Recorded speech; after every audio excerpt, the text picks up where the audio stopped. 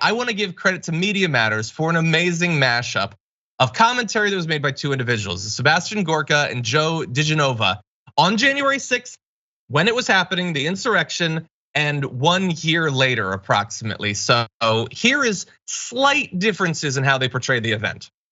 Protesters, those patriots, have taken over Capitol Hill.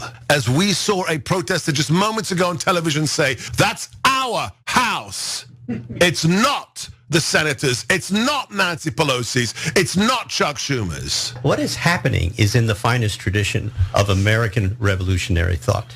This is the beginning of the continuation of the Trump movement. Ray Epps was working for a third party, probably somebody who used to work in Congress on the Intelligence Committee and then reported to the FBI through that third party. On your show, on January 6th, 2021, and there we sat, and as soon as we saw what was happening, I said, this is a catastrophic security failure. And what that meant was the Speaker of the House and the House Sergeant at Arms had failed to take steps to defend the Capitol, and they did so purposely.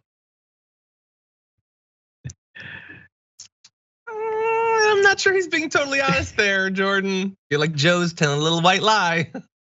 Yeah, I mean, it's getting like way too real for these people. They, we saw in real time as they watched it happen. I was doing deep dive when it was happening and didn't really know what to say. It was just one of the most that I had just started, and it was very, very confusing to watch. But they're like cheering it on.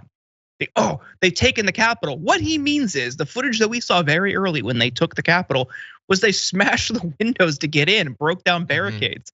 Like they were cheering that on and drawing comparisons to like, the Revolutionary War, the revolutionary moments in this country. That's what they were trying to liken it to. And now all of a sudden, when things are getting a little too real, people are being charged with crimes and accused of sedition. All of a sudden, it's the FBI did this.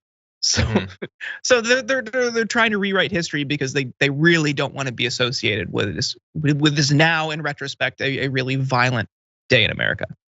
Yeah, it's interesting to see those obviously who at least conceivably could face some sort of legal consequences, how they're trying to rewrite what they did. Others who I don't think would ever be charged in anything, but were clearly wrong and were clearly encouraging violence as it was happening.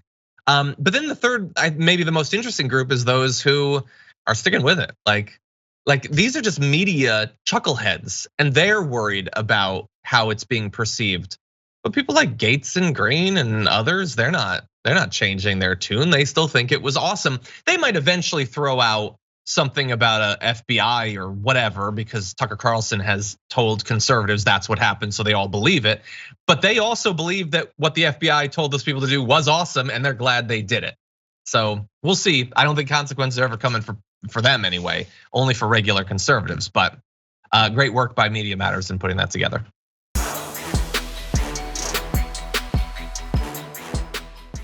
Check out the Damage Report podcast each day, wherever you get your podcasts, whether Pocket Casts or Stitcher or iTunes.